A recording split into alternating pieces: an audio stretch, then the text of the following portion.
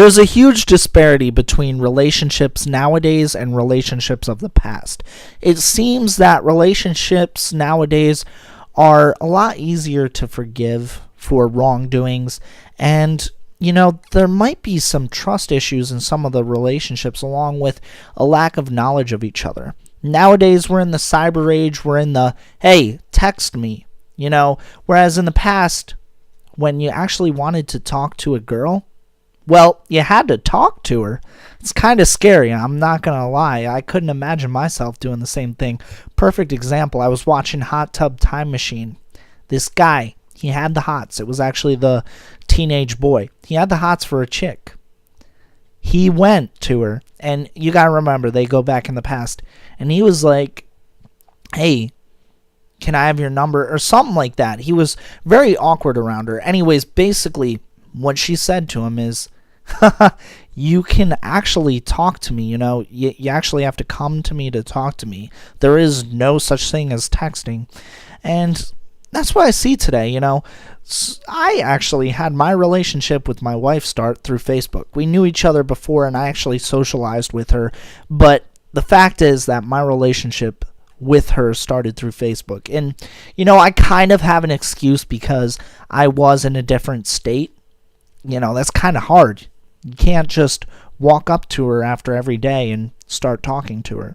So I was in a different state. We talked through Facebook. I'll admit I had a lot more balls than I would in person. I said some things that, well, I would look pretty awkward saying in person.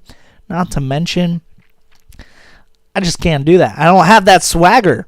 Well, now I do, because I'm comfortable around her. I can say anything I want right now. I could say, well, let's not get into it. We're not going to get that much into it. But you get the point.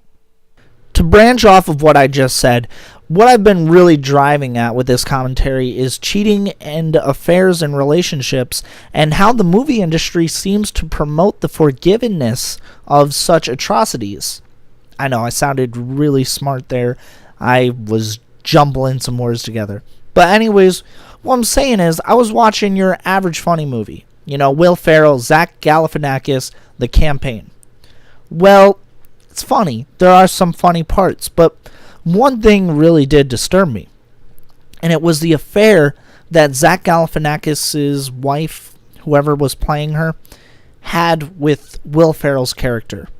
And I'm not saying that it disturbed me because they had the affair.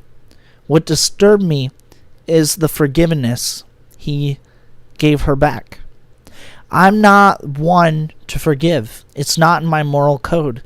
If you cheat on me, no matter what reason, I find it unnecessary and I find it ridiculous. You need to talk to me. If you're lonely, you need to let me know. And if I don't do anything about it, you need to let me know that it's threatening our relationship.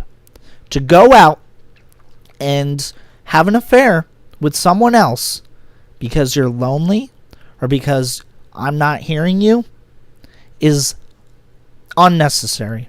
It's ridiculous. The first thing you should do if you feel out of place is threaten the end of the relationship or try to talk it out with that person. If neither works, you're going to have to do the painful thing. You're going to have to end the relationship.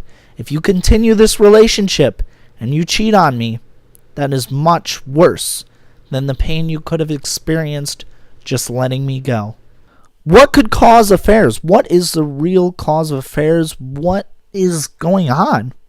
As I mentioned earlier, some people could be lonely. This goes for both men and women. Women aren't the only ones that have affairs, as are men aren't the only ones that have affairs. What I'm saying is, the fact that maybe your spouse, your loved one, is always busy, is not around all the time, and you're lonely, you have nobody to talk to, well, that one person at work, they really talk to you and you enjoy their company, and all of a sudden something happens. It's not a viable excuse, especially if you're married. When you married that person, you gave yourself to them, your whole self. No other part of you can be owned by anybody else besides your family, of course. Family is always important, and in some situations, family is first. Not your husband, not your wife, not whatever. As I'm saying, though, that could be a cause, being lonely. Could it also be that, well, you just got the hots for Johnny or Susie? Why did I use those generic names? But could it be that? In my opinion, if you have the hots for them, guess what? You can look, but you can't touch. You chose who you chose. If you're all about the hots and stuff, then you shouldn't be in a relationship. Should be single, ready to mingle the whole time. If you do have someone that is very attractive and you are married and you do love your wife, you will do what is right. You will look, but you won't touch. Real quick before this video ends, I really thought I needed to mention this. Why I mentioned what I did earlier is because I feel like a lot of relationships nowadays, we really don't know each other when we are in that relationship. I'm not saying that's everybody. As I said, not all of this is about everybody. When I do commentaries, I'm talking about just the majority, the basic stereotype. Anyways, relationships nowadays, we don't know our other half, if we can call them that, as well. So when we have these affairs and we have all this cheating, it's because we don't know each other and because we cannot relate to each other on the level that is needed for such intimacy to prolong a relationship, if that made any sense, all that jazz, whatever. So I just want to say that real quick.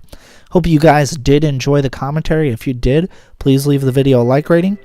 If you would like to see more of this, just let me know in the comment section below. Alright guys, have a great day, as I will too.